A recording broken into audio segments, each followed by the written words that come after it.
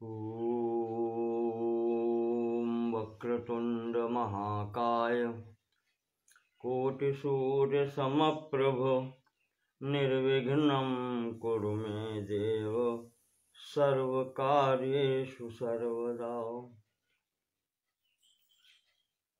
यस्याः प्रभावमखिलं नहि वेदधाता नो वा हरिर्न गिरिशो नहि चाप्यनन्तः अंशांशुकापि च ते किमुतान्यदेवा तस्यै नमोऽस्तु सततं जगदम्बिकायै।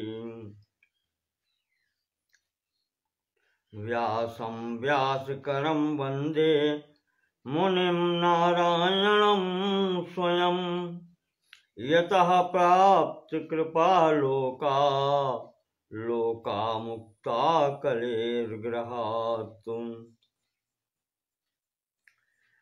ॐ हस्ते क्षमाला हृदि कृष्णतत्त्वं जिह्वाग्रभागे वरराममन्त्रं यन्मस्तके केशवपादतीर्थं शिवं महाभागवतं नमामि।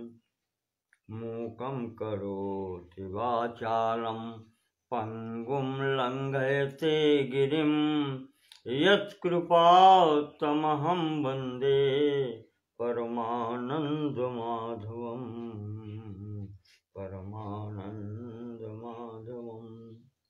यत्कृपालवमात्रेण मूको भवति पण्डितः वेदशास्त्रशरीरां तां वाणी वीणाकरां भजे वाणी वीणाकरां भजे। ॐ श्रीहरिः शरणम्।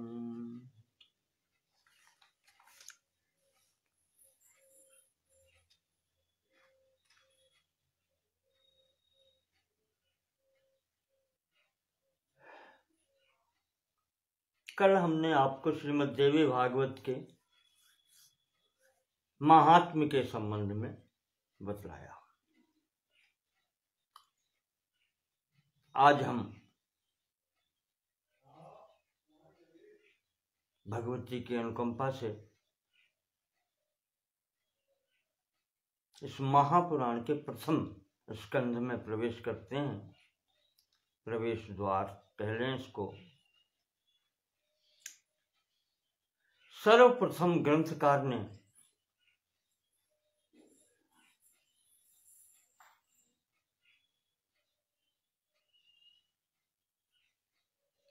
मंत्र स्वरूप में भगवती की प्रार्थना की है।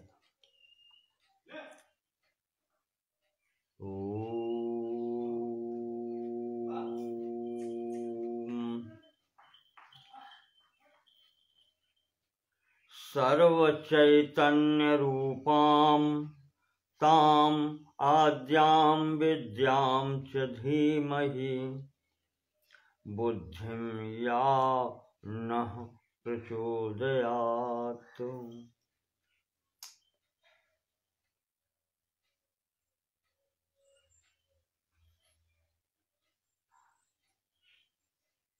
वो भगवती पराम्बा जगत जननी जो संपूर्ण प्राणियों के अंतर्गत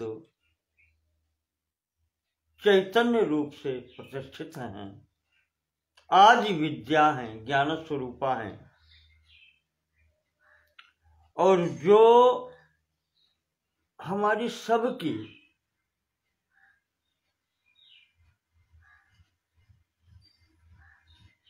बुद्धियों को चलाने वाली हैं,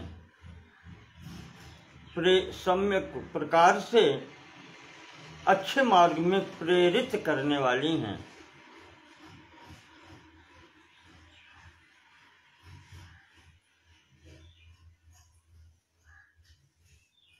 ताम वयम धीमहि,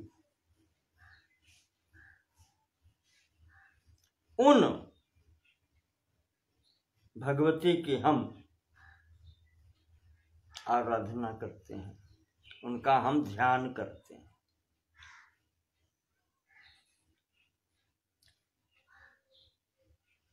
इस प्रकार से भगवती का ध्यान करके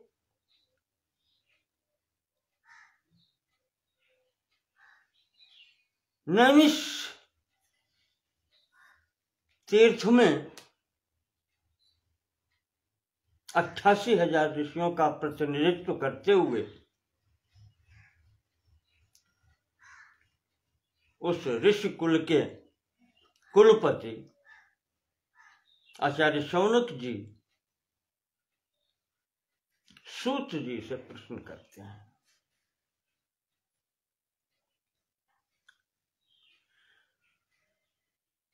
सूत सूत महाभाग धन्योसि पुरुषर्षभ यदधीता त्वया सम्यक् पुराण संहिता शुभा।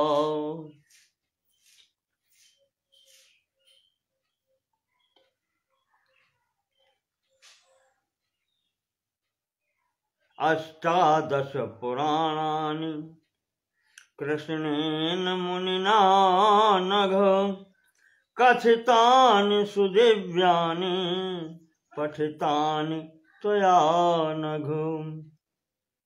शौनक जी कहते हैं, सूत जी, हम आपका दर्शन पाकर के धन्य हो गए।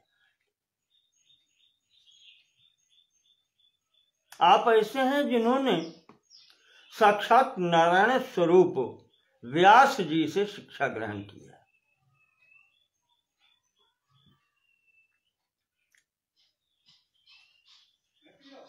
सम्यक प्रकार से, अच्छे प्रकार से पुराण संहिता का आपने अध्ययन किया है।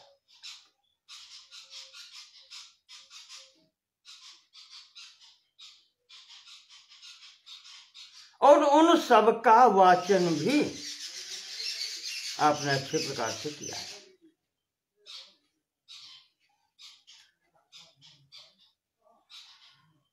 हम आपके क्या प्रशंसा करें जब आप ऐसे गुरु के शिष्य हैं जो स्वयं ही नारायण स्वरूप है। तो अस्माकं पुण्य योगेन प्राप्तस्त्वं क्षेत्रमुत्तमम्। इस उत्तम क्षेत्र में हम लोगों के बड़े भाग्य हैं जो आप हमें प्राप्त हो गए।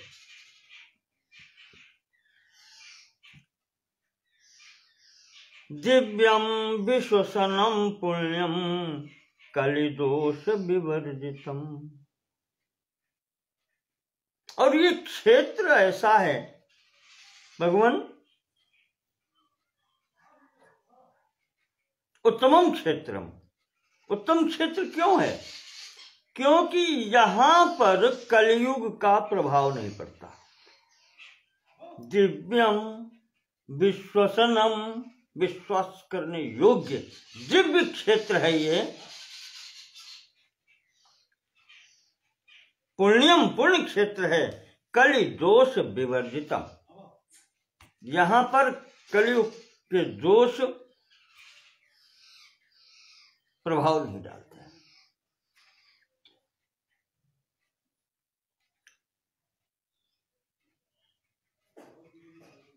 तो महाराज जी,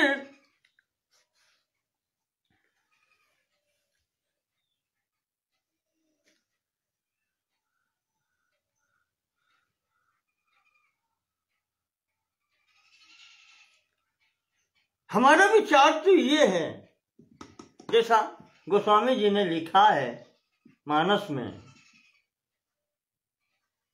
कि जिन हरि कथा सुनी नहीं काना, श्रवण रंध्र अहि भवन समान।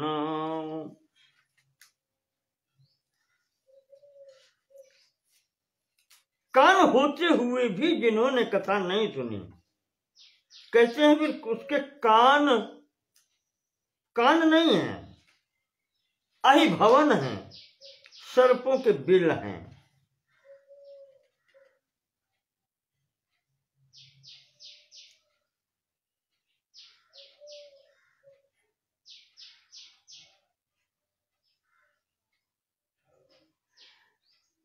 अश्रोत्रा, सूर्य के ने वो शौनक जी बता रहे हैं, अश्रोत्रा फणिनः कामम। कहते हैं कि सर्प के कान नहीं होते। अश्रोत्रा फणिनः कामम मुह्यन्ति नभो गुणैः। फिर भी वो नभो गुणैः शब्दैः। नभ का गुण क्या है, आकाश का गुण क्या है, शब्द गुण कम आकाशम। नभो गुणैः शब्दैः। फिर भी वो उस बीन की आवाज पर मोहित हो जाता है, प्रभावित हो जाता है। तो सकर्णा ये न श्रृण्वन्ते तेप्यकर्णा कथम न च।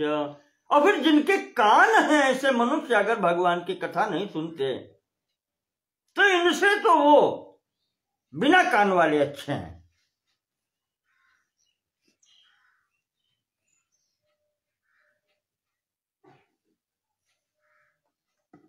इनसे वो श्रेष्ठ हैं। कम से कम उनके पास कान ही नहीं है।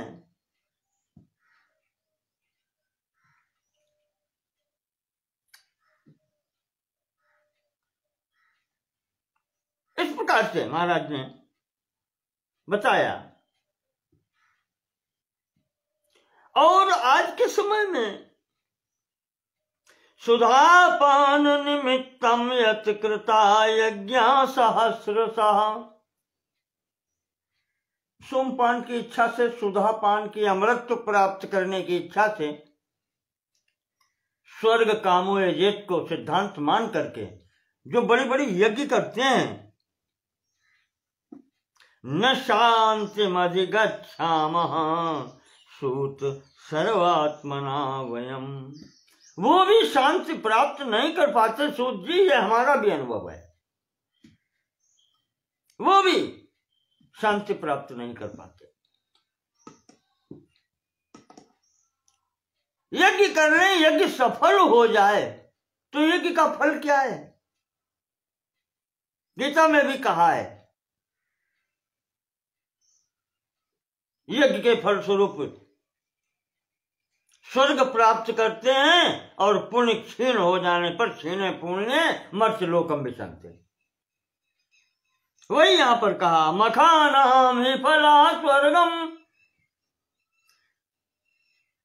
मखानाम ही फला फलम स्वर्गः स्वर्गात् प्रच्यवनम पुनः। यज्ञ के प्रभाव से स्वर्ग प्राप्त किया और पुण्य फल के क्षीण होने से फिर प्रच्यवनम पुनः, फिर यहीं आ गए।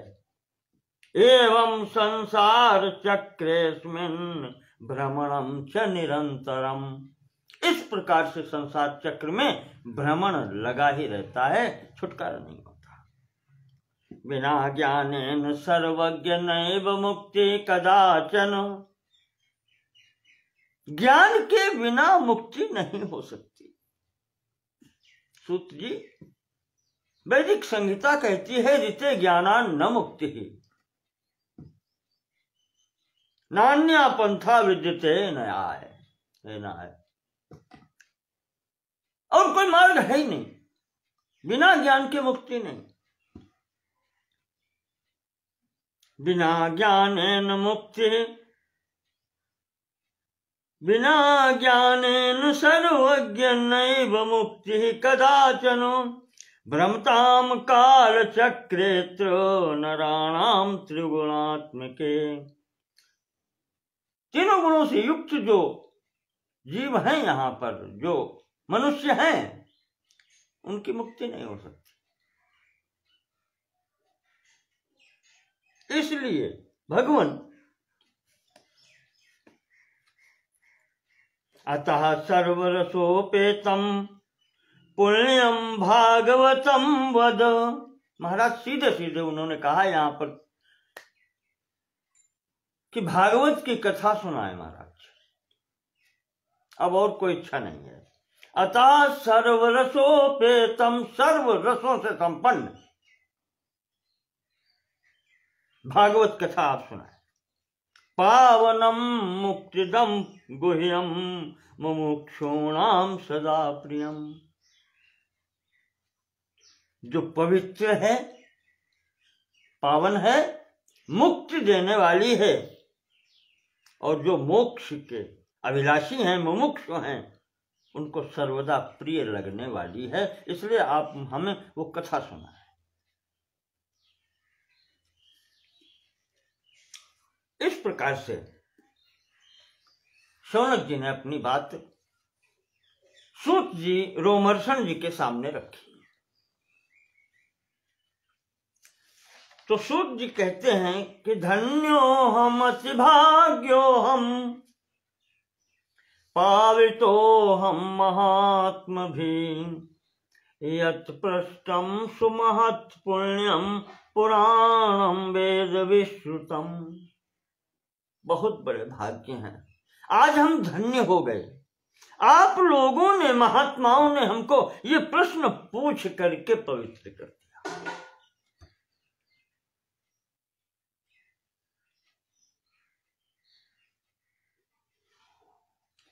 तदहम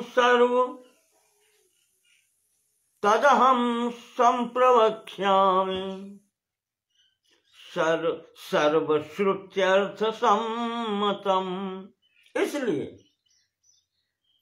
इस भागवत महापुराण का हम आपके सामने संपूर्ण वैदिक सार के साथ में सारहस्यम, रहस्य सहित सर्वशास्त्राणाम आगमानाम अनुत्तमम, आगम और शास्त्र सबके रहस्यों को लेते हुए आपको भागवत की कथा सुनाएंगे। इस प्रकार से महाराज जी कहते हैं और फिर भगवती का ध्यान करते हैं। नत्वा तत्पद पंकजम सुललितम मुक्ते प्रदम योगिनाम ब्रह्माद्यैरपि सेवितम स्तुति परैर्ध्येयं मुनीन्द्रैः सदा वक्ष्याम्यद्य सविस्तरं बहुरसं श्रीमत्पुराणोत्तमं भक्त्या सर्वरसालयं भगवते नाम्ना प्रसिद्धं द्विजा। या विद्येत्य विधीयते शुचिपथे शक्तिः पर सदाज्ञा परा सर्वज्ञा भवबन्धच्छेत्ति निपुणा सर्वाशये संस्थिता दुर्गेया सुदुरात्मभिश्च मुनिभिर्ध्यानास्पदं प्रापिता प्रत्यक्षा भवती सा भगवती सिद्धिप्रदा स्यात् सदा। हम उस भगवती पराम्बा जगत जननी सर्वशक्ति स्वरूपा की वंदना करते हैं, जिनका ध्यान चिंतन योगी लोग सदैव किया करते हैं।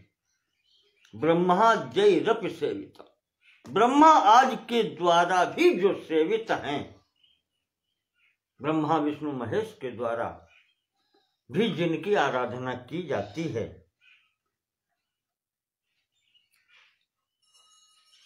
योगींद्र मुनींद्र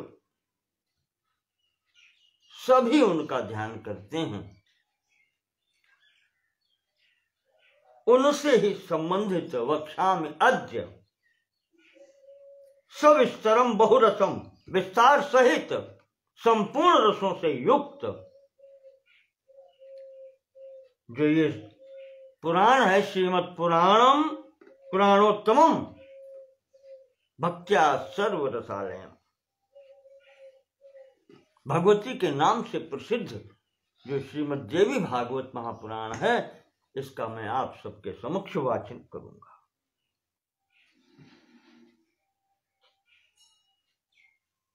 वो भगवती ही परा विद्या के रूप में प्रतिष्ठित हैं, कही जाती हैं।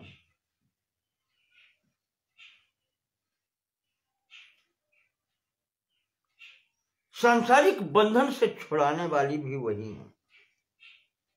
संपूर्ण प्राणियों के चित्त में स्थित वही है।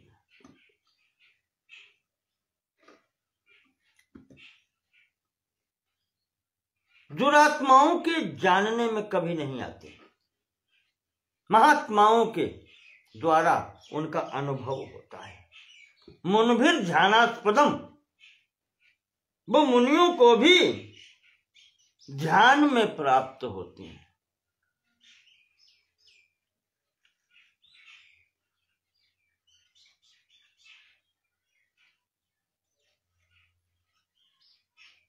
वही भगवती आज प्रत्यक्ष होकर के हमें संपूर्ण सिद्धि प्रदान करें। इस प्रकार से महाराज जी सूत जी ने भगवती की वंदना की है। कई श्लोकों में वंदना है।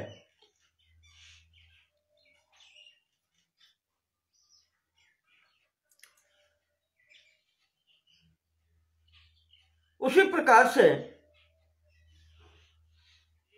सृष्ट्वा जगदिदं सृष्ट्वाखिलम जगदिदं सदसत्स्वरूपम, ये सत असत जो कुछ भी दिखाई पड़ता है सबके सृष्टि उन्हीं ने की है। शक्त्या स्वया त्रिगुणया परिपाति विश्वम, वो त्रिगुणात्मका जो शक्ति हैं वही अपने गुणों से इसका पालन करती है। परिपाति विश्वम संगृत्य कल्प समये रमते तथैका, और जब कल्प समाप्त होता है, प्रलय होती है, तो इसका संहार करके फिर एकाकी विश्राम करते हैं। ताम सर्व विश्व जननी मनसा स्मरामि, वो संपूर्ण प्राणी मात्र की जननी, उनको हम मन से प्रणाम करते हैं, स्मरण करते हैं।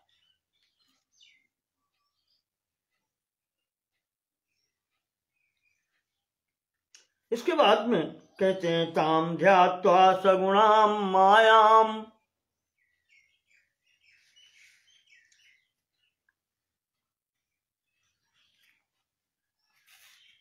मुक्तिदाम निर्गुणाम तथा,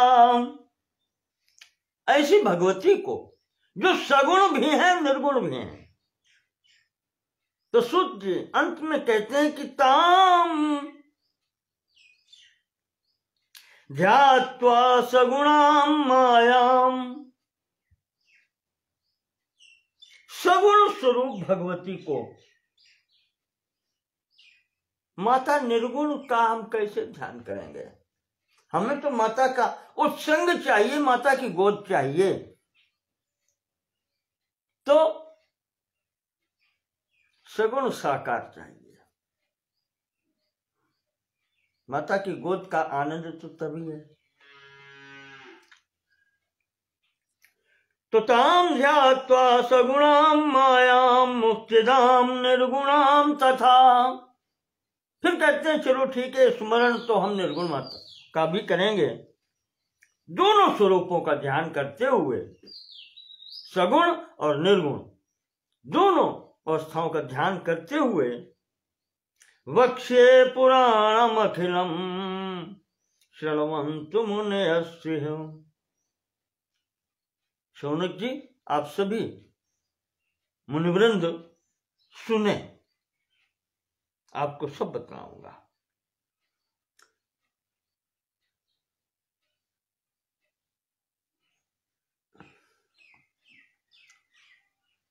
कहते हैं कि जो आपने भागवत सुनाने को कहा है, पहले उसका विवरण देते हैं। स्कंधा द्वादशश्चैवात्र कृष्णेन विहिता शुभा। महर्षि कृष्ण द्वैपायन व्यास जी ने इसका जो निर्माण किया है, इसमें 12 स्कंध हैं। स्कंधा द्वादशा चैवात्र,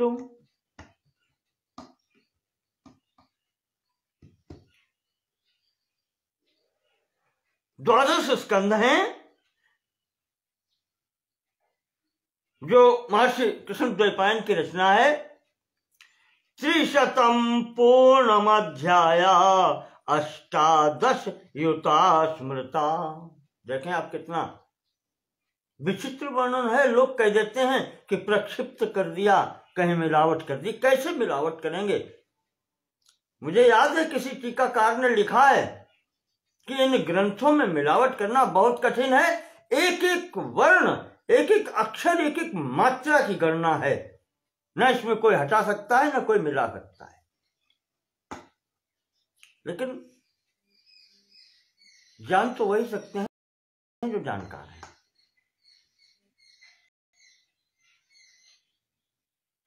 सूत जी कह रहे हैं कि 300 पूर्णमध्याया 18 युता स्मृता। 300 अध्याय पूर्ण और 18 और 318 अध्याय 12 स्कंद के अंतर्गत इस श्रीमद्देवी भागवत में है।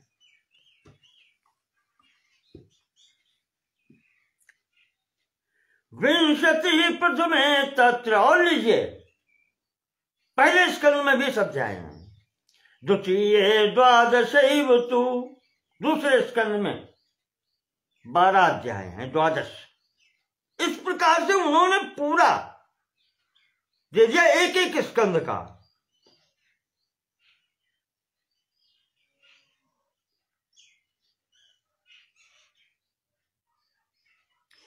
और अंत में कहते हैं 12 स्कंद के अध्यायों की संख्या, और महर्षि अंत में कहते हैं सूत जी, एवं संख्या समाख्याता पुराणेस्मिन् महात्मना।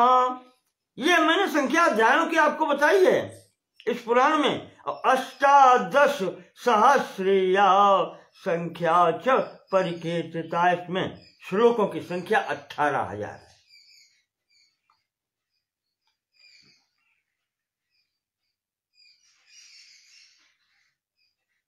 और ये पुराण है।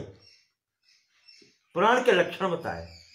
सर्गश्च प्रतिसर्गश्च वंशो मनवंतराणि च वंशानुचरितं चैव पुराणं पंचलक्षणम।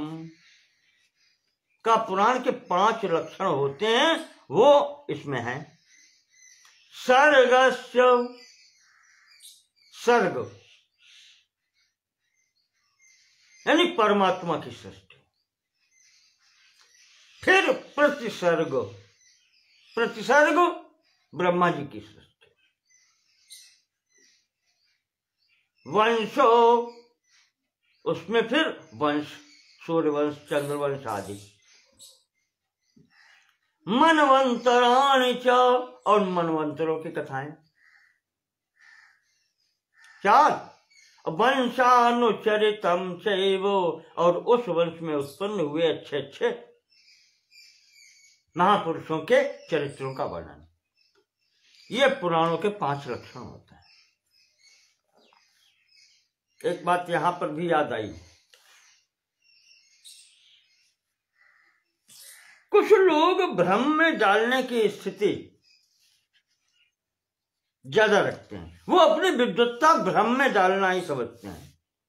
किसी को महापुराण, किसी को पुराण, वो कहना चाहिए कि कैटेगरी में बांधने लगते हैं इधर से। भगवत चरित्र जिसमें है उसमें पुराण और महापुराण की क्या कल्पना है।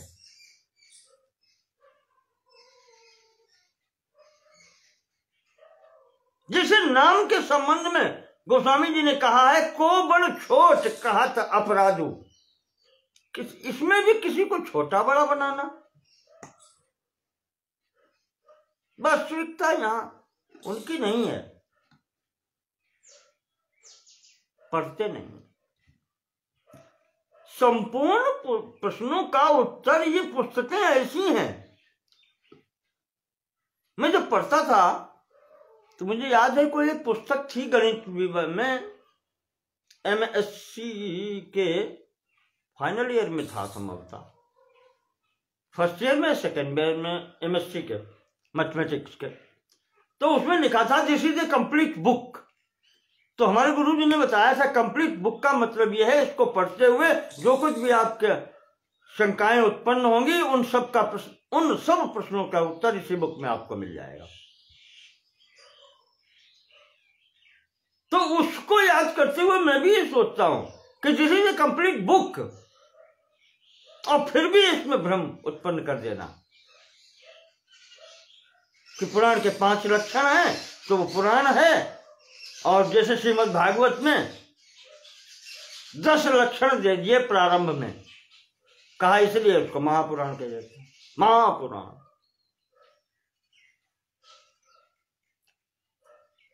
सर्गश्च प्रतिसर्गश्च, क्या 2 स्कंद में आया है।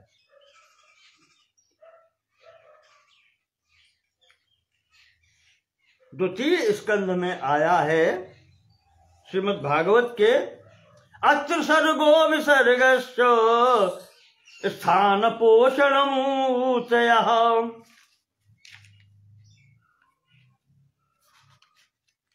क्या है, अब याद नहीं, पूरा आता है।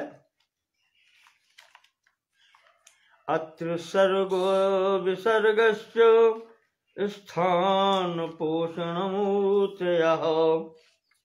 चतुर्थ श्लोकी भागवत के बाद में ही संभवतः था।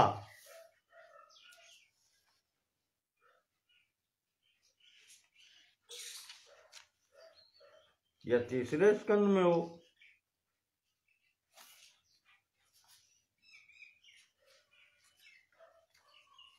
अत्र सर्गो विसर्गश्च स्थान पोषणमूर्तयः।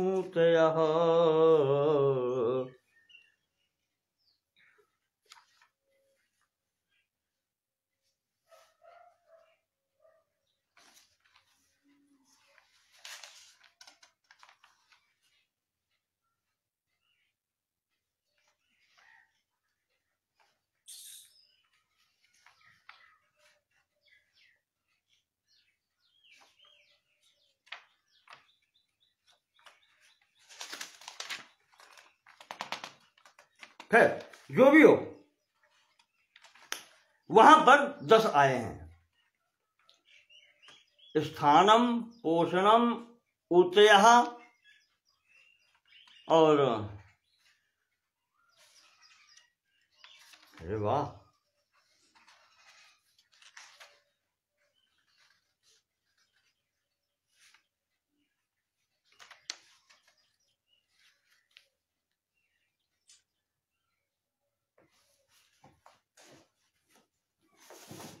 गड़बड़ हो जाते हैं मेमोरी, और बिना बताए इच्छा नहीं मानती, इसलिए।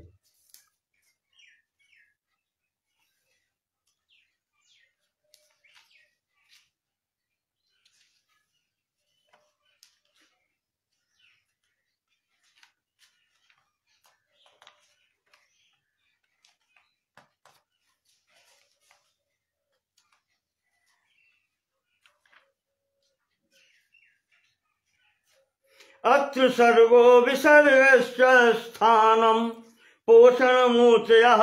मन्वन्तरे सानुकथा निरोधो मुक्तिराश्रयः। दशमस्य विशुद्ध्यर्थम नवानामिहि लक्षणम्। वर्णयन्ति महात्मानः श्रुतेनार्थेन चांजसा। ये 10 वहां पर बताए गए हैं। सर्ग, विसर्ग, स्थान, पोषण, ऊतया, मनवंतर, ईशानुकथा, निरोधा, मुक्ति और आश्रय, ये वहां बताए हैं। श्रीमद् भागवत के द्वितीय स्कंद के 10वें अध्याय में आया है।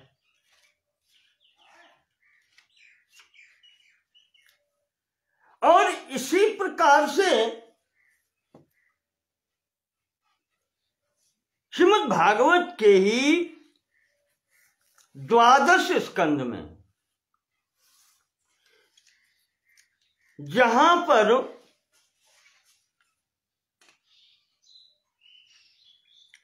वेद विभाग बताए हैं, 16वें अध्याय में, 15वें 16वें अध्याय में, कि वेद के विभाग करके व्यास जी ने इनको पढ़ाए। सुमंतु, पैल, वैशंपायन और जैमिनी, चारों वेद इनको दिए हैं। पुराण संहिता सूत जी को दी है। तो वहां पर भी व्यास जी ने लिखा है 17वें अध्याय में, 7वें अध्याय में, 17 में नहीं, 7वें अध्याय में। उसमें 17 अध्याय कहाँ है? 5वें 6ठे अध्याय में वेद विभाग बताए हैं। और 7वें अध्याय में व्यास जी लिखते हैं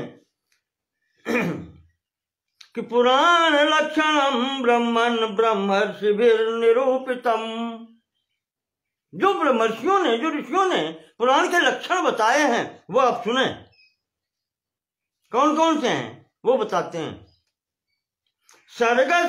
सर्गो स्याथ विसर्गश्च वृत्ति रक्षांतराणि च वंशो वंशानुचरितम संस्था हेतुरपाश्रया 10 पुराणम तद्विदो विदुः। पुराण लक्षण यहां पर महाराज जी ने कहा है कि 10 है। ठीक है, उसी में आगे कह दिया केचिद पंचविधम ब्रह्मन महदल्प व्यवस्थया। और कुछ लोग बड़े छोटे के छोटे थोड़े शब्दों में 5 लक्षण कह देते हैं, जो आपको अभी बताए। तो यहां पर जो 10 लक्षण कहा है, सर्गो स्याथ विसर्गश्च, सर्ग, विसर्ग, वृत्ति, देखिए आप एक एक विभाग, सर्ग, विसर्ग, वृत्ति, रक्षा, अंतराणि स्थान, वंशो वंशानुचरितम, कितने हुए? 7। संस्था कहां है? हेतु अपाश्रय 10 हो गए। जो प्रारंभ में कहे हैं द्वितीय स्कंद के 10वें अध्याय में, वही 12 स्कंद के 7वें अध्याय में बताए हैं। 10 लक्षण पुराण के हैं। कहां पुराण और महापुराण उसमें डाल रहे हैं। और कोई कोई इसी को 5 लक्षण में कह देते हैं, थोड़े शब्दों में, जो यहां कहा है।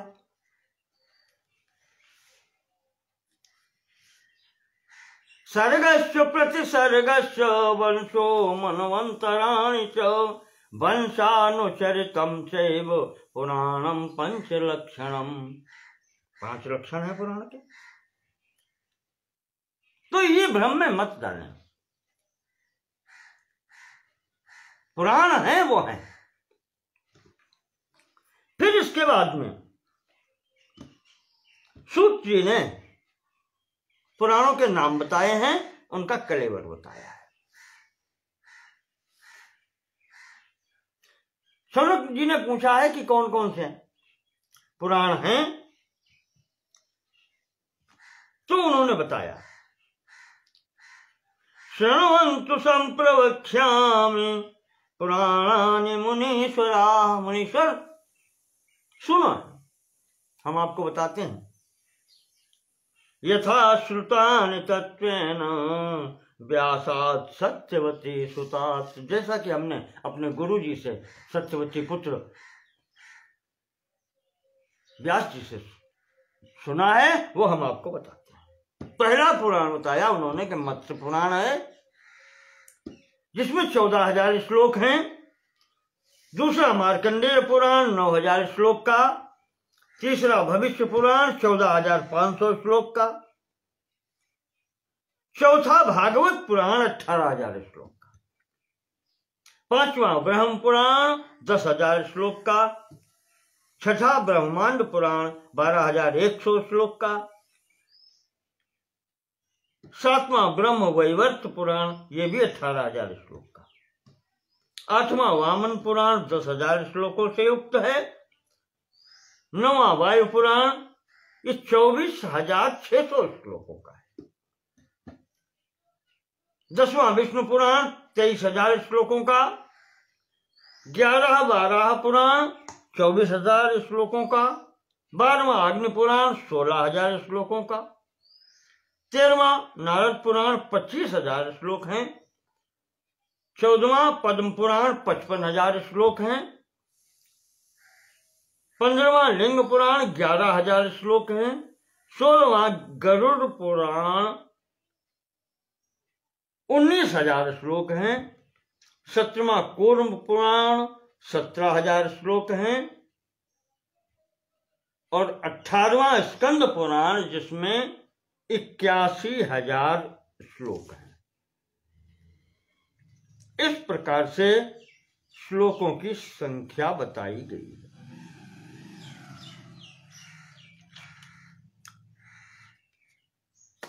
ये 18 पुराण हैं।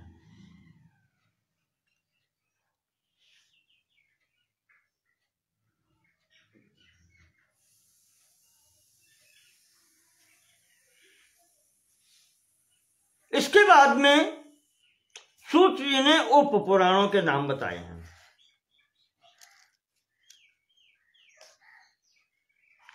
सनत कुमारम प्रथमम नारसिंहम तथा परम नारदीयम शिवम चैव दौर्वास समनुत्तमम कापिलम मानवम चैव तथा चौशन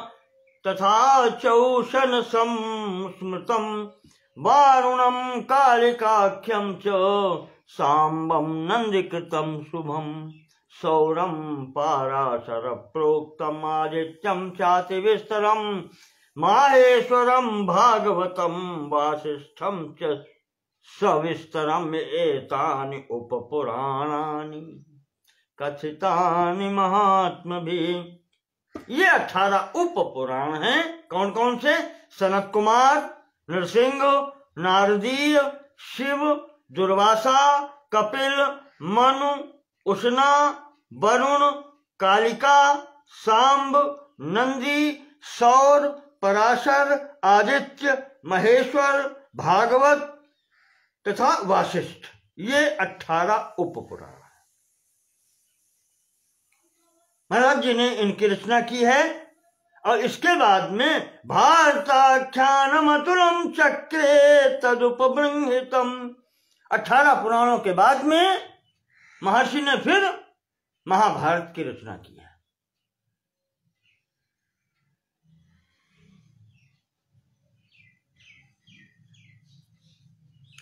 इतना व्यास जी ने किया है। और कहते हैं कि हर द्वापर में व्यास जी यही करते हैं।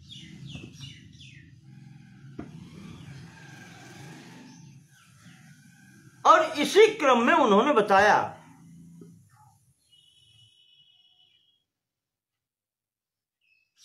कि द्वापरे विष्णु व्यास रूपेण सर्वदा। भगवान विष्णु ही व्यास रूप से हर द्वापर में आते हैं। और वेद में कम स बहुधा कुरुते हित काम्यया, हित की कामना से, लोगों के हित की कामना से वेद के 4 विभाग करते हैं। और इस प्रकार से ये पुराण संहिता और ये सब वो करते हैं कि इसलिए करते हैं कि पापी से पापी मनुष्यों का भी उद्धार हो जाए। एक जी व्यक्ति थोड़े बहुत भी हाथ पैर चला ले तो इस भव सागर से पार हो जाए, इसलिए वो करते हैं।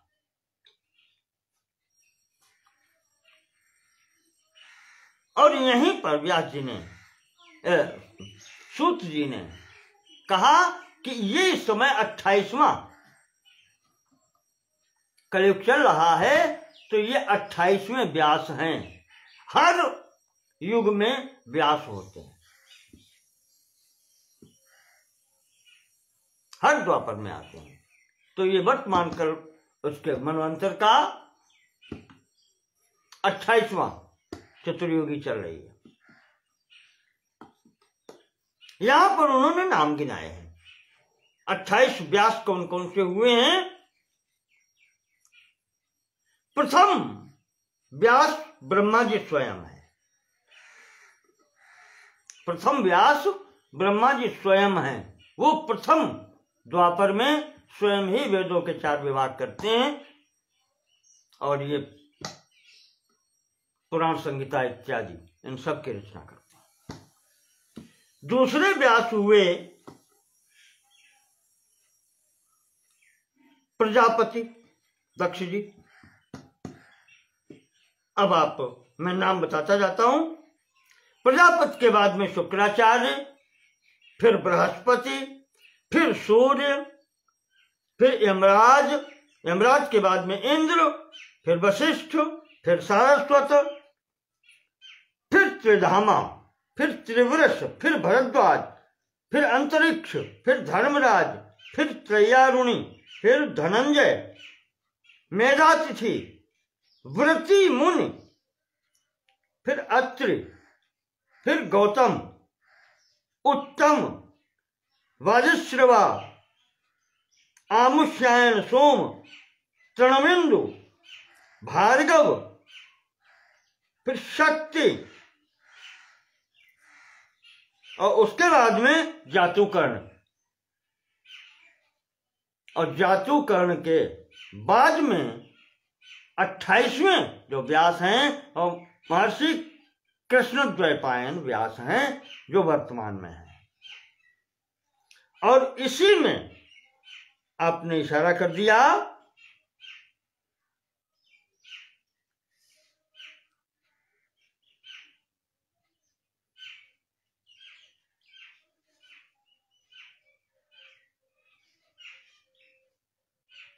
हाँ, यहीं तक बतलाया यहां पर इन्होंने कि वर्तमान में भगवान कृष्ण द्वैपायन व्यास जी ने जो ये रचना की है उसमें पुराण संहिता मुझे मिली है। और सबसे श्रेष्ठ पुराणों में बताया श्रीमद् भागवतम पुण्यम सर्व दुखों विनाशनम। ये जो श्रीमद् भागवत देवी भागवत का जो है ये संपूर्ण दुखों का नाश करने वाली है। इसके बाद में वो कहते हैं कि इस श्रीमद् भागवत को व्यास जी ने रचना करके सर्वप्रथम अपने पुत्र सुखदेव को पढ़ाया और उन्हीं ने व्यास जी ने पुराण संहिता के साथ में मुझे भी ये ज्ञान दिया। उन्हीं से मैंने भी प्राप्त किया। इस संपूर्ण पापों का नाश करने वाली है। कहते हैं कि ये तो ऐसी पुराण संहिता है, ऐसी पुराण है भागवत महापुराण कि संप्राप्य मानुष भवम सकलांग युक्तम पोतम भवार्णव जलोत्तरणाय कामम संप्राप्य वाचकमहो न शृणोति मूढ़ः सवंचितोत्र विधिना सुखदम पुराणम।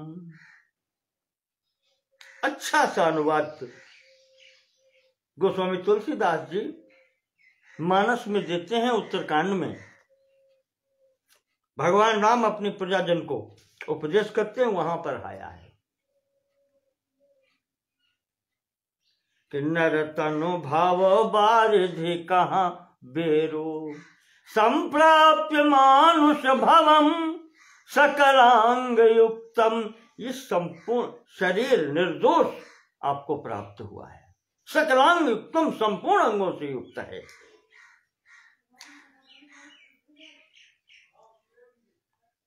तो न क्या कहें,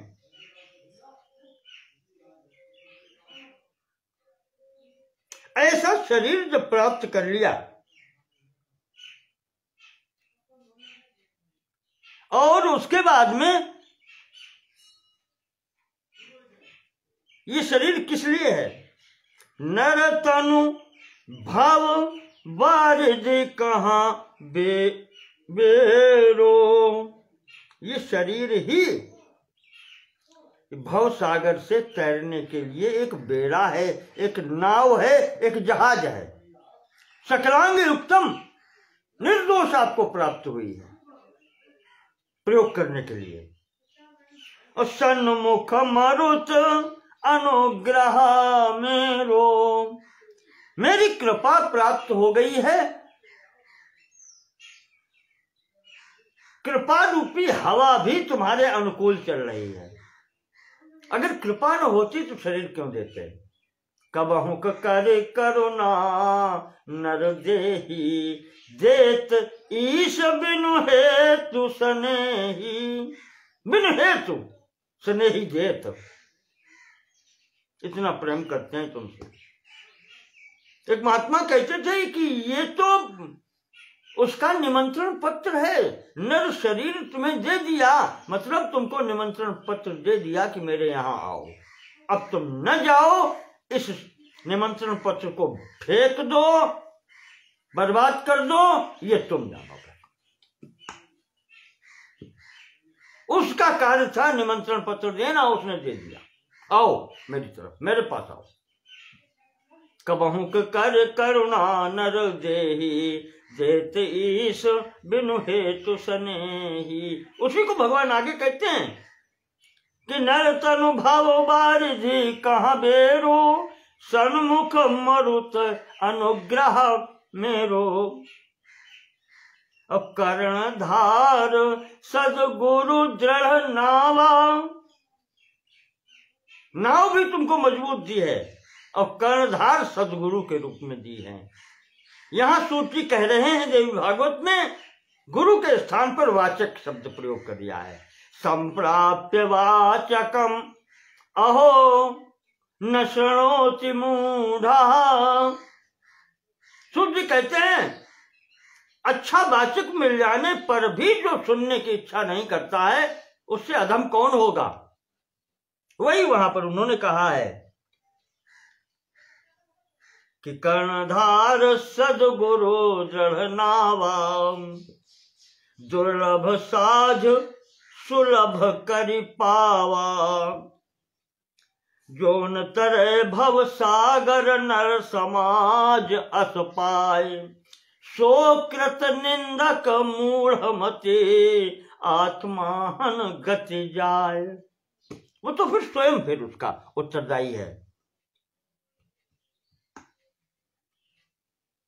वही यहां पर कहा है कि संप्राप्य मानुष भवम सकलांग युक्तम, ओतम भवार्णव जलोत्तरणाय कामम। संप्राप्य वाचक महो न शृणोति मूढ़ा, सवंचितोत्र विधिना सुखदम पुराणम। यह प्राप्य कर्ण युगलम। पटु मानुषत्वे, बुद्धिमान मनुष्य का शरीर मिला है, कान मिले हैं। रागी शृणोति सततम च परापवादान, और जो राग में लिप्त होकर के दूसरों की बुराइयां ही हमेशा सुनता है और कुछ सुनता ही नहीं है। तो सर्वार्थदम रसनिधिम विमलम पुराणम नष्टा कुतो न शृणुते भुवि मंद बुद्धि। वो अपना जीवन स्वयं नष्ट कर रहा है।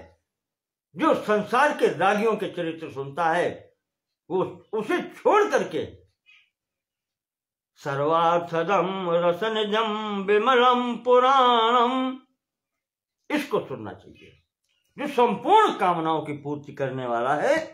ऐसे पुराण की कथा उसको सुननी चाहिए। सांसारिक ग्राम्य गीतों की ओर उसे नहीं भागना चाहिए। देह धरे कर यह तनु पाई भजिय राम सब काम बिहाई। शरीर का धर्म का प्राप्त करने का फल ही ये है कि हमें किधर चलना है, ये निश्चय करके चल दें। इसी शरीर से आपको लक्ष्य की प्राप्ति होगी और किसी यही तन कर फल विषय न भाई। स्वर्ग स्वल्प अंत दुखदाई। फल में स्वर्ग भी मिल जाए वो भी व्यर्थ है, स्वल्प बेकार है, क्षणिक है।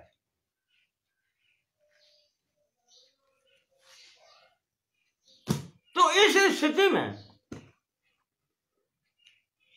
सूत जी कह रहे हैं कि शौनक जी जो ये कथा नहीं सुनता उसने तो अपना जीवन ही नष्ट कर दिया।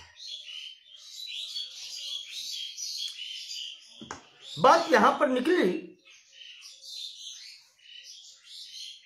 बात से बात प्रारंभ होती है।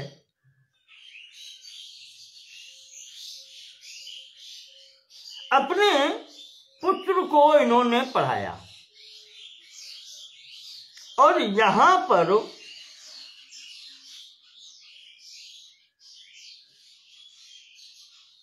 पुत्र की प्रशंसा में जो दो शब्द बोल दिए शौनक जी ने, सूत जी ने कहा पुत्र कैसा है व्यास जी का, जिसका नाम सुखदेव है, वो है वैराग्य युक्ताय च पाठितम वै विज्ञाय चैवारण्य संभवाय यह। वैराग्य युक्त पुत्र है और अरण्य संभव है, योनि संभव नहीं है, अयोनिज पुत्र है ये। उस पर शौनक जी ने प्रश्न कर दिया कि महाराज आपने बताया कि ये अयोनिज पुत्र हैं और हमने तो ये सुना है गर्भयोगी श्रुतः पूर्वम शुको नाम महातपः। का महाराज हमने सुना है सुखदेव जी गर्भ में ही योग प्राप्त कर लिया था, माता के गर्भ में रहे, गर्भ योगी। और जो व्यक्ति गर्भ से ही योगी हो जाए, यानी उसको ज्ञान संपूर्ण प्राप्त हो जाए, तो वो पहली बात तो संसार में क्यों आएगा, और संसार में आ गया तो इस पढ़ने लिखने के और इसके प्रपंच में क्यों पड़ेगा।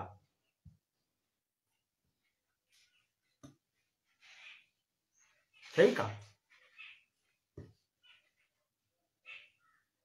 क्यों उन्होंने पढ़ा जब वो गर्भ योगी। तो महाराज जी बताते हैं, सूत जी कहा एक बार की बात है, शौनक जी व्यास जी सरस्वती नदी के तट पर अपने आश्रम में रहते थे।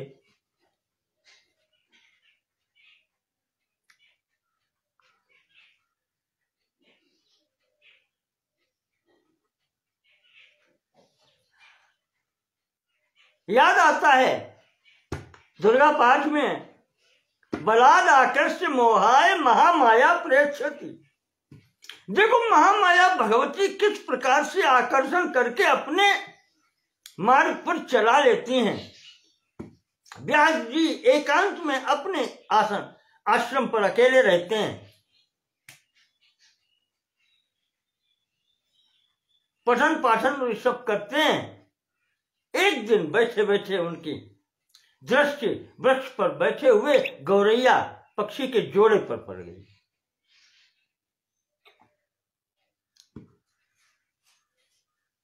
उनकी वो स्थिति देख करके, और साथ में उसके बच्चे भी थे 2, वो गृहस्थी देख करके महाराज की भी इच्छा जागृत हो गई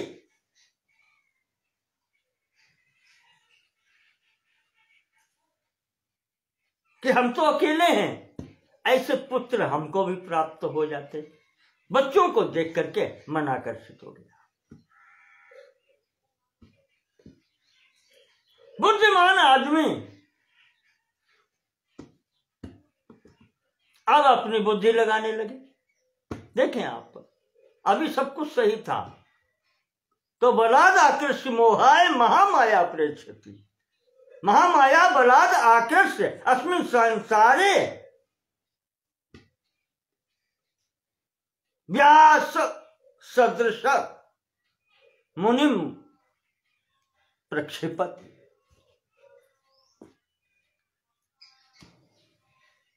व्यास जैसे ऋषि को डाल देती है सांसारिक माया में। व्यास जी चिंतन करने लगते हैं जिनके पुत्र हैं वो कितना सुखी हैं।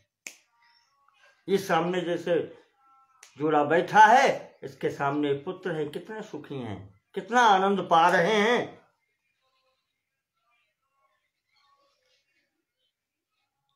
संसारेत्र समाख्यातम सुखानाम सुखमुत्तमम।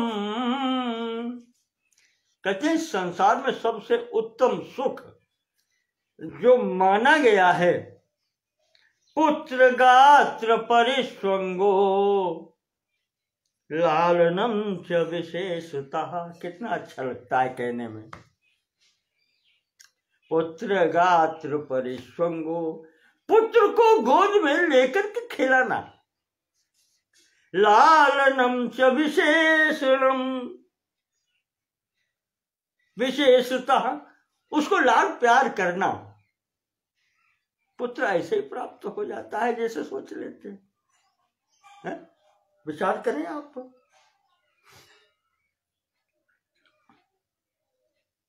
संसार में सबसे बड़ा सुख है ये। व्यास जी के हृदय में कल्पना चलने लगी।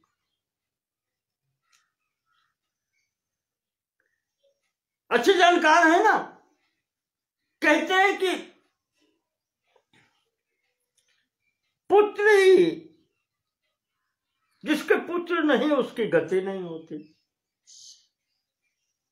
अपुत्र की गति नहीं होती। पुन नाम नरकात्रायते इति पुत्रः, अर्थात उस पुन नाम के नरक से जो त्राण दिलाता है वो पुत्र है, और जो पुत्र ही नहीं है तो वो नरक की प्राप्ति होगी। बुद्धि लग गई। आगे कहते हैं कि इस संसार में भी जब बुढ़ापा आता है, शरीर शिथिल होता है, तो पुत्र ही सेवा करता है।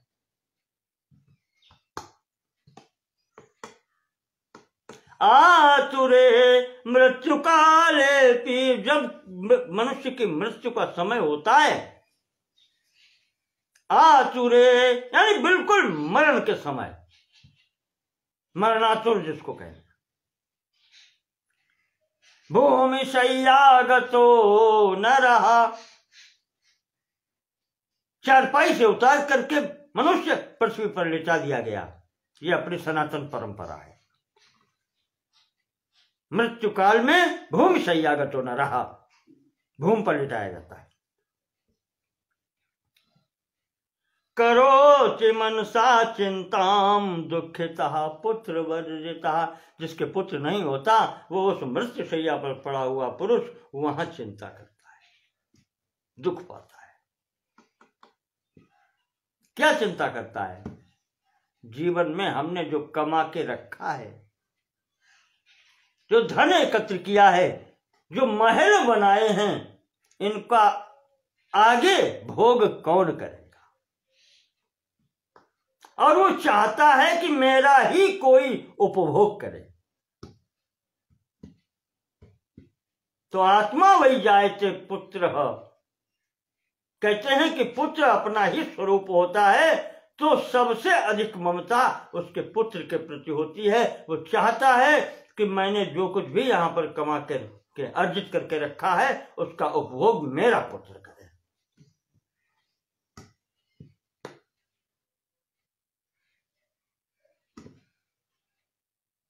वो मरण शैया पर पड़ा हुआ व्यक्ति धनम में विपुलम गेहे पात्राण विविधान चा, वो चिंतन करता है इतना मैंने धन इकट्ठा किया, ये सब पात्र एकत्र किए, मंदिरम सुंदरम, सुंदर सा मंदिर बनवाया, महल बनवाया मैंने रहने के लिए।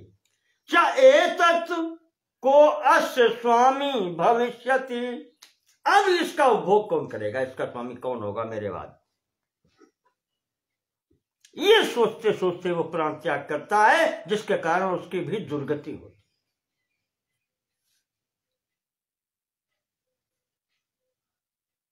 तो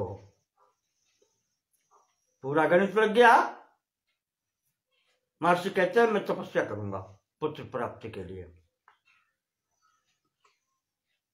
तपस्या से पुत्र प्राप्त करूंगा। पर अब ये होता है कि किसकी आराधना करें। दैव योग से नारद जी आ गए, नारद जी से पूछ लिया कि हमें पुत्र चाहिए।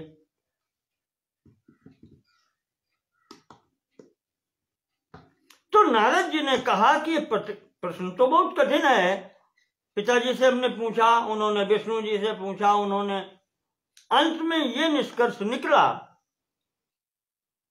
कि बिना शक्ति के कोई कुछ नहीं कर सकता, इसलिए सर्वशक्तिमान वो शक्ति ही है, भगवती जगत जननी है, उनकी तुम भी आराधना करो। व्यास, उनकी आराधना से ऐसा क्या है जो प्राप्त नहीं हो सकता। सर्वं दास्यति सा देवी यद यदेष्टं भवेत् तव। कहते हैं कि व्यास जी उनकी आराधना करो और उनकी आराधना करके जो तुम्हारी इच्छा होगी सभी मनोकामनाएं तुम्हारी पूर्ण होंगी।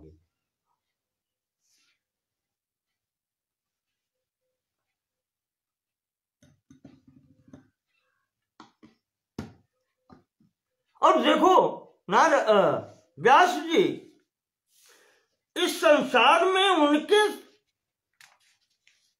वो शक्ति है ना, तो शक्ति बिना जो तुम ये सोचते होगे, जैसे मेरे पिता ब्रह्मा जी हैं, भगवान विष्णु हैं, भगवान शिव जी हैं, इनका नाम मैंने क्यों नहीं लिया। नारद जी कहते हैं कि मैंने सबको देखा है, पर बिना शक्ति के ये कोई भी शक्तिमान नहीं है, तो क्यों हम इधर उधर पकड़ें, उस शक्ति को ही पकड़ें। और यहां पर उन्होंने कुछ उदाहरण दे दिए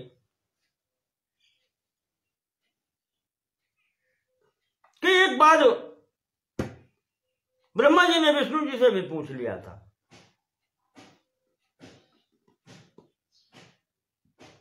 कि आराधना किसकी किया जाए, तो भगवान विष्णु ने ब्रह्मा जी से कहा था कि ब्रह्मा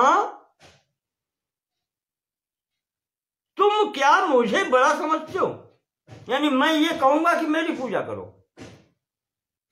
एक तो ये सिद्धांत भी नहीं है कि कोई व्यक्ति ये कहे कि मेरी पूजा करो। कोई भी धर्मी वाले करते होंगे वो ठीक है, पर हमारा सनातन धर्म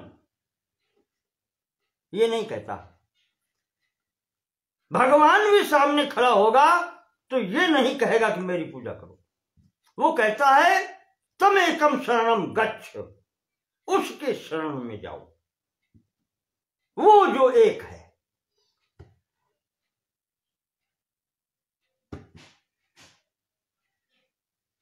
और वो फिर दूसरी स्थितियां हैं जब वो अहम ब्रह्म बोलता है, अहम ब्रह्मास्मि तत् त्वम आसि, अयम आत्मा ब्रह्म, सर्वम खल इदम ब्रह्म। अब समझो, बुद्धि आप अपनी लगाओ ना। वही यहां पर कहते हैं, विष्णु ने कहा ब्रह्मा जी से कि ब्रह्मा ये बताओ, अगर मैं सर्वसमर्थ होता, कौन ऐसा है जो नए नए पहलवानों से रोज प्रतिदिन कुश्ती लड़ता घूमे, लड़ाई करता घूमे, युद्ध करता घूमे, मरता और मारता घूमे? कौन चाहेगा? हर व्यक्ति चाहता है कि शांति से लेटें, बैठ के आराम करें। विहाय लक्ष्म्या सह संविहारम, लक्ष्मी जी के साथ में विहार छोड़ करके कौन जाना चाहेगा? कोयाति मत्स्यादिषु हीनयोनिषु, मछली बनना कौन चाहेगा? कछुआ बनना कौन चाहेगा? सूअर कौन बनना चाहेगा? है? ये कोई चाहेगा कि इतना अच्छा दैव शरीर प्राप्त करके और ये छोड़ करके लक्ष्मी के साथ में बैठना छोड़कर ये कछुआ मछली और सूअर बनते घूमे? कौन चाहेगा ये? शय्याम च मुक्त्वा गरुणासनस्थम, ये शैया छोड़ करके आराम करने वाली गरुड़ की पीठ पर, पक्षी की पीठ पर बैठ के चलना कितना अच्छा लगता है। किसको अच्छा लगता है? करोमि युद्धम विपुलम स्वतंत्र, और मैं युद्ध करता घूमता हूं और तुम सोचते हो मैं स्वतंत्र हूं। कहते हैं ब्रह्मा के तुम्हें नहीं मालूम है, इसी युद्ध के चक्कर में मैं अपना सिर भी कटवा चुका हूं। हाँ, ये नारद जी ने व्यास जी को बताया कि ब्रह्मा जी से भगवान विष्णु ने कहा था कि ब्रह्मा तुम तो जानते हो कि मैं अपना सर कटवा चुका हूं और तुम मुझे सर्वसमर्थ मानते हो। कोई ऐसा है जो आराम छोड़कर तकलीफ में भागे, दुख उठाने की चेष्टा करें?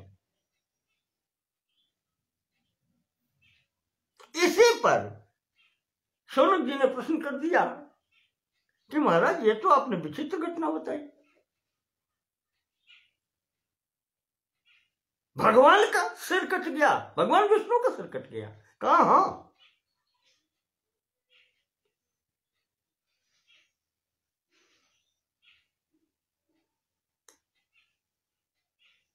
कदा, सूर्य कहते हैं, सुनो बताता हूं प्रसंग। कदाचित् दारुणं युद्धं कृत्वा देवः सनातनः 10 वर्ष सहस्राणि परिश्रांतो जनार्दनः। ये घटना है जब प्रथम बार मधु कैटभ से युद्ध हुआ था। 10,000 वर्षों तक युद्ध हुआ। युद्ध होने के बाद में भगवान विश्राम कर रहे थे विष्णु, और इतने थक गए कि वो जो धनुष हाथ में पकड़े थे ऐसे ही बैठ गए और धनुष के ऊपर ऐसे हाथ रखा और हाथ के ऊपर ऐसे सिर रखा, यानी धनुष ऐसे पृथ्वी से और यहां टिका करके गर्दन के पास, और बैठ गए और सो गए। निद्रा देवी भगवती महामाया के वश में हो गए, निद्रा के सो गए। इसी समय एक हयग्रीव नाम का राक्षस हुआ है, उसने ब्रह्मा जी के वेद हरण कर लिए। अब ब्रह्मा जी क्या करें? ब्रह्मा जी की गति विष्णु की ओर भागने की। वहां गए तो उनको सोते पाया, भगवान शंकर जी को, देवताओं को साथ लिए हुए। शंकर जी कहने लगे कि भैया जो आदमी सोता हो उसकी निद्रा भंग नहीं करनी चाहिए, किसी के विश्राम में विघ्न नहीं डालना चाहिए। जगाओ तो ऐसे विघ्न मत डालो। कहा क्या हो?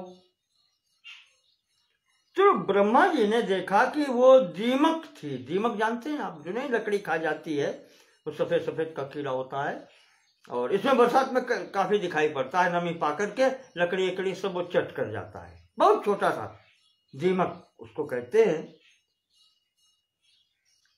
दीमक को कहा कि तुम ये करो, इस धनुष को काट दो।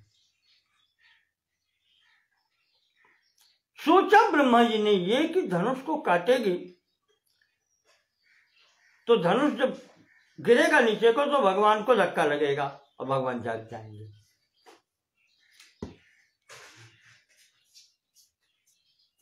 हुआ कुछ ऐसा कि दीमक ने काटा तो जो नीचे का भाग जमीन से छू रहा था वहां से दीमक ने काटा तो धनुष से पहले उसकी डोरी कट गई, प्रत्यंचा कट गई। वो मुलायम होती है, वो कट गई।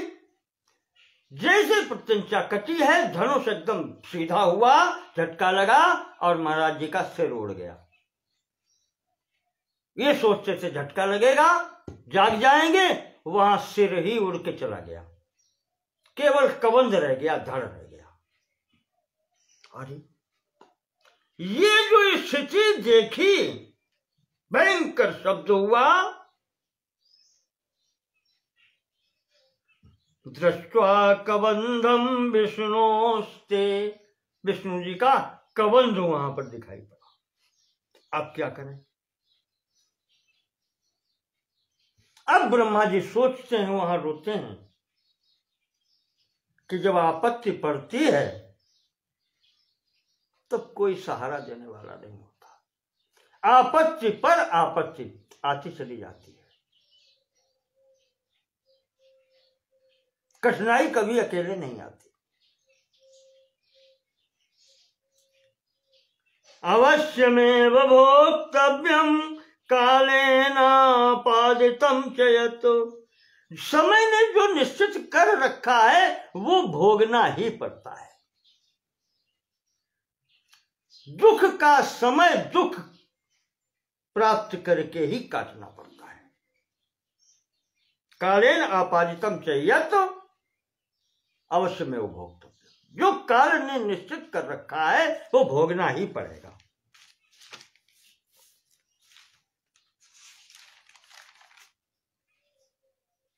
तो अब क्या करें?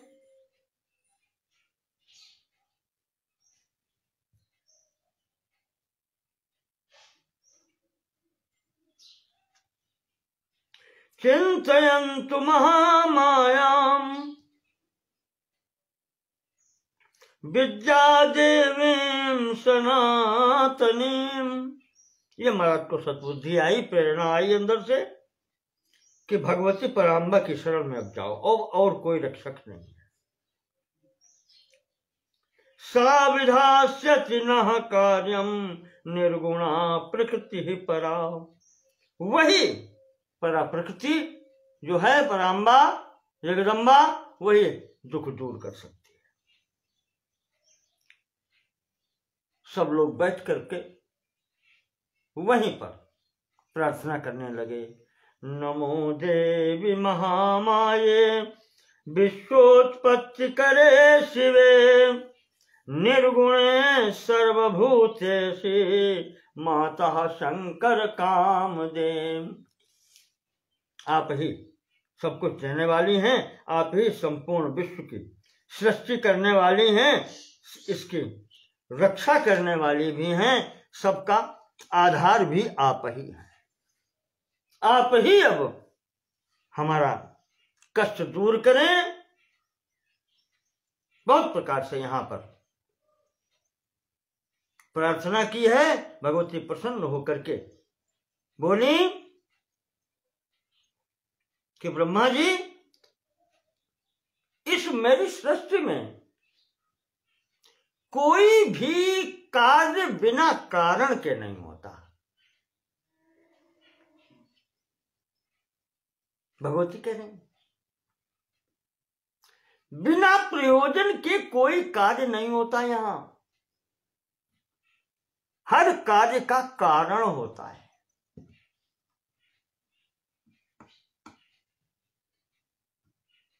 और ये क्यों हुआ है?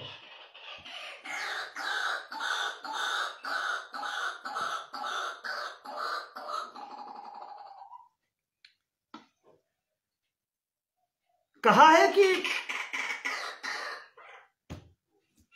भगवती कहती हैं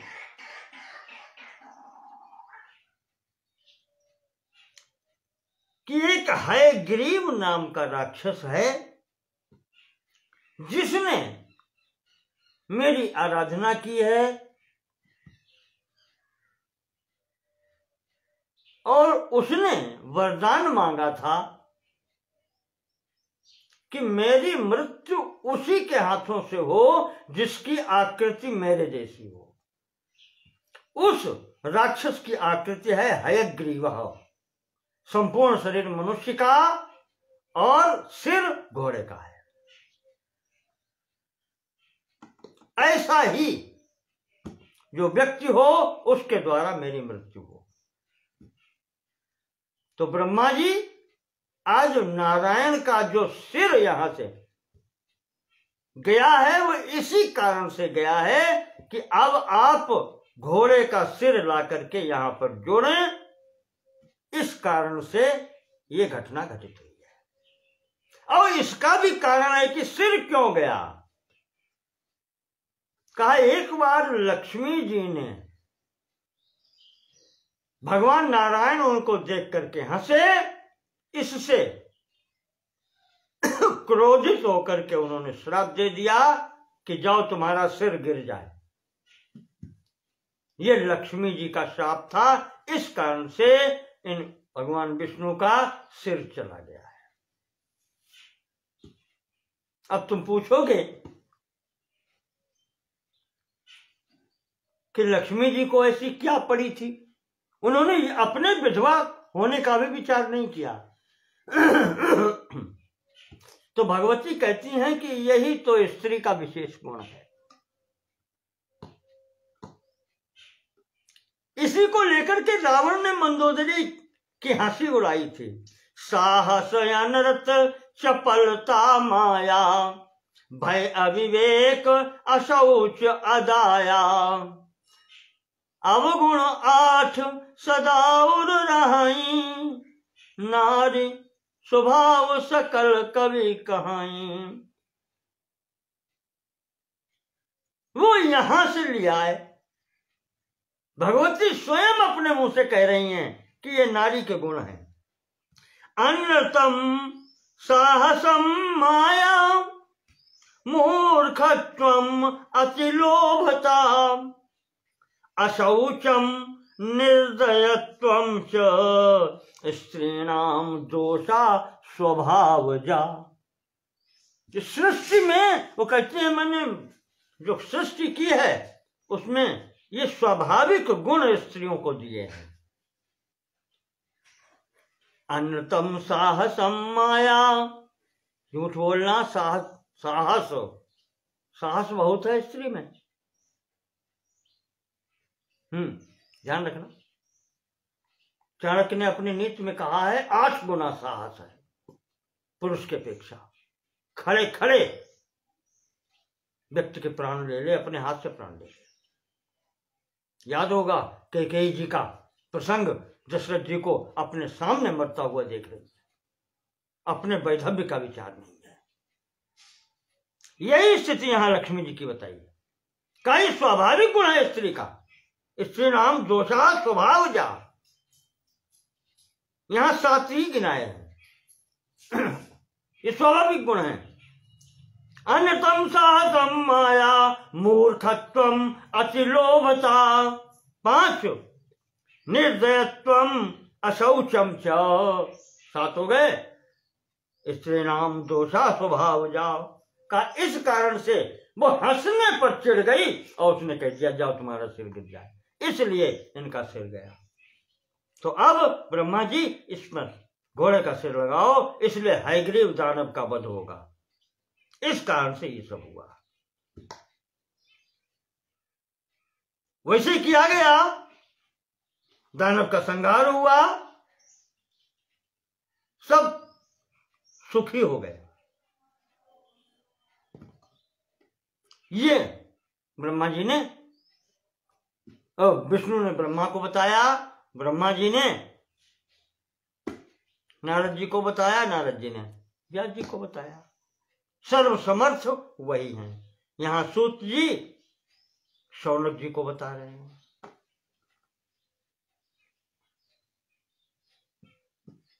कहते वो शक्ति है, सब जगह वही व्याप्त है। एकैव शक्ति परमेश्वरस्य भिन्ना चतुर्धा व्यवहार काले, पुरुषेषु विष्णु या पुरुषेषु शंभु, भोगे भवानी समरे च दुर्गा प्रलये च काली। वही है। तो इस प्रकार से वही सबका पालन पोषण करती है, वही सृष्टि करती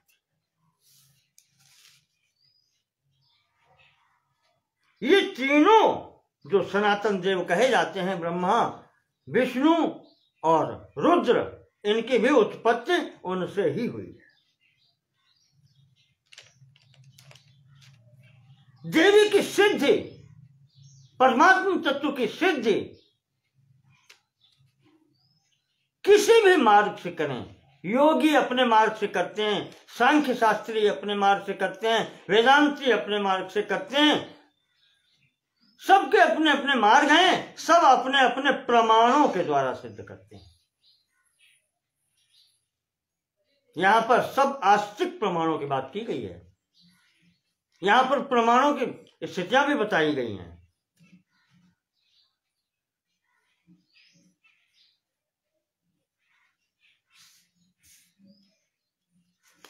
यहां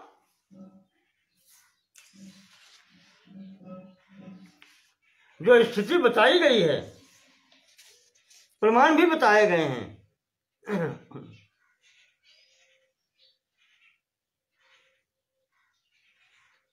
त्रीणि एव हि प्रमाणानि पठितानि सुपंडितैः। सांख्य और योग वालों के लिए 3 प्रमाण बात हुई थी, हम आपको बता चुके हैं। सांख्य दर्शन और योग दर्शन में प्रत्यक्ष, अनुमान और शब्द। प्रत्यक्षम च अनुमानम च शाब्दम चैव तृतीयकम, चत्वारेवेतरे प्राहुर उपमानयुतानि च, अर्थापत्तियुतान्यन्ये पंच प्राहुर्मनीषिणः, सप्त पौराणिकाश्चैव प्रवदन्ति मनीषिणः। यहाँ इन्होंने पौराणिकों के 7 बताए हैं, जबकि अन्यत्र जो मुझे प्राप्त हुए हैं उन्होंने 8 कहा है। यहां पौराणिक जो आख्यान है, देवी भागवत कहती है कि प्रत्यक्ष, अनुमान, उपमान, आप्त, अर्थापत्ति, एतीह, अनुपलब्धि और व्याप्ति।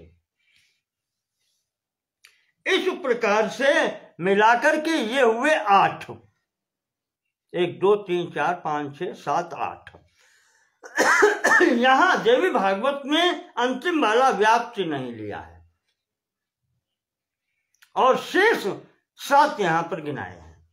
प्रत्यक्ष, अनुमान, शब्द, उपमान, अर्थापत्ति, एतीह और अनुपलब्धि, ये मिलाकर के 7 प्रमाण इन्होंने यहां पर बतलाए हैं पौराणिकों के लिए।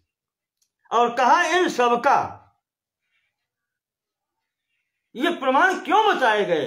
इन सब का प्रयोग उस एक ही तत्व की सिद्धि के लिए किया जाता है, एकात्म सिद्धि के लिए।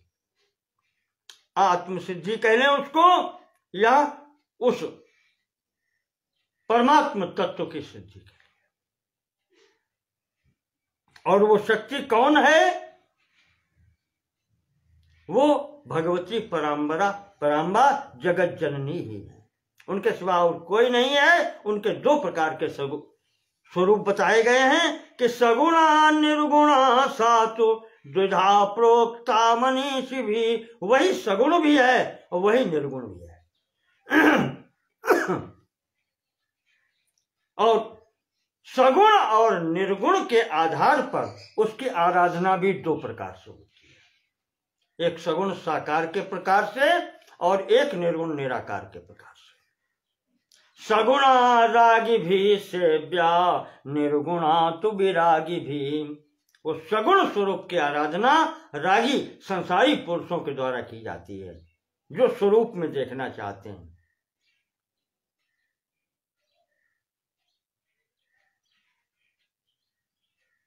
51 शक्तिपीठों में जो विराजित है उनकी आराधना की जाती है।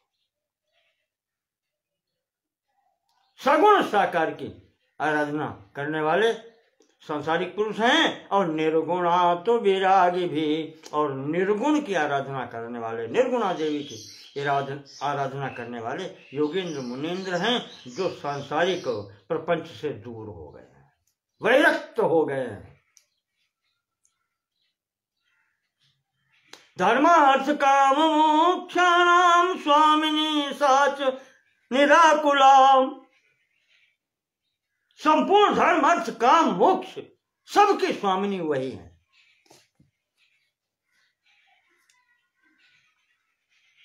अतः सर्वेषु भूतेषु ज्ञातव्या शक्तिरेव ही।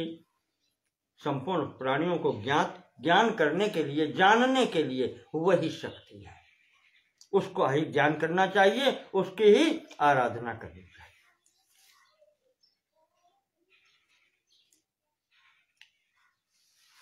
तो शौनक जी ने पूछ दिया कि महाराज आप कहते हैं कि भगवान विष्णु 10,000 वर्ष युद्ध कर चुके थे, उसके बाद में ये स्थिति बनी, तो किससे युद्ध किया था? तो सूत जी कहते हैं कि शौनक जी युद्ध मधु, मैंने इशारा कर दिया था, मधु कैटभ से युद्ध हो चुका था। सृष्टि उत्पन्न, ब्रह्मा जी के उत्पन्न होने के बाद में मधु कैटभ से युद्ध हो चुका था, और वो भीषण युद्ध हुआ था, वो 10,000 वर्षों का युद्ध था। उधर मधु और कैटभ नाम के दो दैत्य हैं, या उनको कहें असुर हैं, और इधर भगवान विष्णु अकेले। तो वो एक जब लड़ता है दूसरा विश्राम करता है, दूसरा लड़ता है तो पहला विश्राम करता है। इस प्रकार से जब भगवान विष्णु थकित होने लगे तो कहें कैसे, उधर दो हैं इधर एक है, अकेले हैं। तो भगवान ने भगवती का ध्यान किया, उस समय से अपनी शक्ति का स्मरण किया, ध्यान किया, और उन दोनों भाइयों से कहा कि हम तुमसे बहुत प्रसन्न हैं, और मैं थक गया हूं, मैं थोड़ा सा विश्राम करना चाहता हूं। तुम तो दो हो, एक एक करके, एक विश्राम करता है, दूसरा युद्ध करता है, दूसरा युद्ध करता है तो प्रथम विश्राम करता है। तो इस स्थिति में हो, मैं अकेला हूं, मैं थक गया हूं, मैं तुम्हारी युद्ध से बहुत प्रसन्न हूं, तुम कोई वर मांगो और मुझे थोड़ा विश्राम कर लेने दो। तो दोनों भाई हंस के करते हैं कि तुम हमें क्या दोगे भाई। भगवान विश्राम करने लगे, भगवान ने भगवती पराम्बा का स्मरण करते हैं कि अब क्या होगा, मैं अकेला हूं। तो भगवती ने कहा, निर्देश दिया भगवान विष्णु को कि तुम पुनः युद्ध करो, देखो फिर मैं कुछ देखती हूं, करूंगी, मैं तुम्हारी सहायता करूंगी, तुम निश्चिंत होकर के युद्ध करो। इस आश्वासन पर भगवान विष्णु पुनः युद्ध के लिए खड़े हुए, और पुनः युद्ध हुआ। तो फिर भगवान ने कहा कि हम तुम दोनों से प्रसन्न हैं, तुम्हारी वीरता से, तुम कुछ मांग लो। उधर भगवती की प्रेरणा हुई, वही भगवती हैं, वही शक्ति है, वही शक्ति है। क्या कहें, जो सती को भी झूठ बुलवा देती है, शारद प्रेरिता सुमति फेरी। जो कुंभकर्ण से उसके विपरीत बात बोलवा देती है। सिद्धांत तो वही जो मैंने अभी कहा था आपके व्यास जी के लिए कि बलाद आकर्ष्य मोहाय महामाया प्रयच्छति। वो जो महामाया है वो सभी को आकर्षित करके अपने अनुसार कार्य लेती है। उसी ने आज यहां पर भगवान की मदद की, सहायता की। जैसे भगवान ने कहा कि हम तुम दोनों भाइयों से प्रसन्न हैं, तुम दोनों कोई वर मांग लो, तो वो दोनों भाई हंसने लगे और कहने लगे कि तुम हमें क्या दोगे? तुम अपने को श्रेष्ठ समझते हो हमसे, हम तुमसे प्रसन्न हैं, तुम हमसे मांग लो। बस इतना दोनों भाइयों ने कहा कि हम तुमसे प्रसन्न हैं, बस यही प्रेरणा है। भगवान ने कहा ठीक है, तुम कहते हो तो हम ही मांगे लेते हैं, तुम नहीं मांगते तो हम मांगते हैं। भगवान विष्णु ने कहा कि दोनों भाई तुम मेरे हाथ से मारे जाओ, मैं ये मांगता हूं तुमसे। फंस गए अपनी बात में दोनों वीर। बात होती है, बात में फंस गए तो अब दोनों वीर कहते हैं कि विष्णु तुमने मुझे अपने चाल में फांस लिया है, इसलिए अब तुम भी अपने वचन की रक्षा करो। कहा बताओ? कहा तुमने भी कहा था कि वरदान मांग लो, पहले तुमने कहा था, बाद में हमने कहा, और मांग तुमने पहले लिया, तो अब हम भी मांगते हैं। कहा मांगो? कहा कि हमें दोनों भाइयों को ऐसी जगह पर मारो जहां पर जल न हो। एक आर्णव था, प्रलयकालीन सागर था, कहीं पृथ्वी नहीं दिखाई पड़ रही है। तो भगवान ने कहा ठीक है। विष्णु ने अपनी जंघा जल के ऊपर उठाई, कहा देखो इसके ऊपर जल नहीं है। दोनों वीर थे मधुकैटभ, दोनों ने अपने सिर भगवान की जंघा पर रख दिए। भगवान ने चक्र से उनके सिर काट दिए। उनके शरीर से जो चर्बी निकली है, जिसको मैदा कहते हैं, मज्जा कहते हैं, शरीर की, दोनों भाइयों के शरीर से जो निकली है, उस मैदा से जो परत जल के ऊपर बन गई, उसे ही मेदिनी कहते हैं। ये पृथ्वी की प्रारंभिक अवस्था है और यही मैदा से मेदिनी बनी है। इसलिए पृथ्वी की मिट्टी, जो जिसको मिट्टी कहते हैं, ये मैदा से बनी है, मेदिनी है। इसको अभक्ष बतलाया गया है। इसको खाना निषेध किया गया है, इसीलिए कि मधुकैटभ की मैदा से बनी है। इस प्रकार से यहां पर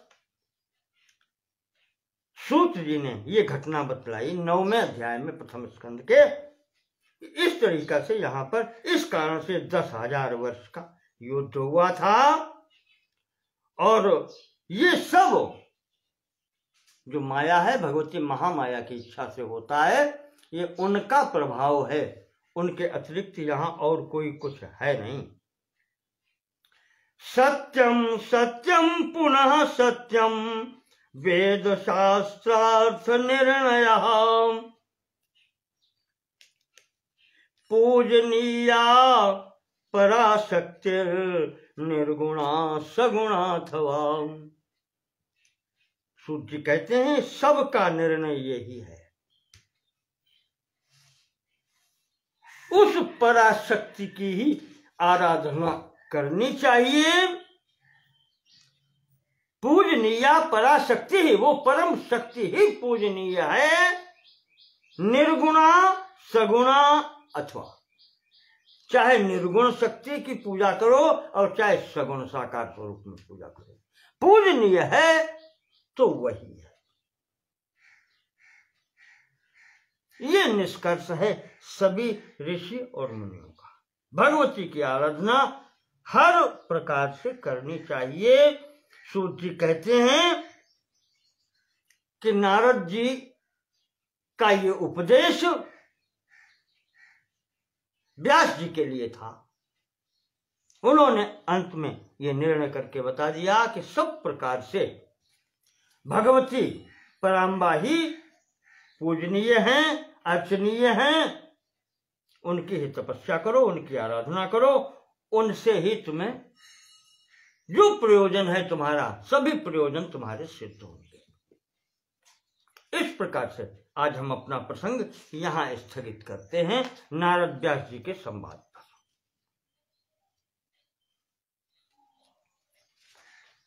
बोलिए श्री भगवती महामाया की जय। जय जय श्री अम्बे, जय जय जगदम्बे। नमो नमः सभी लोगों के लिए।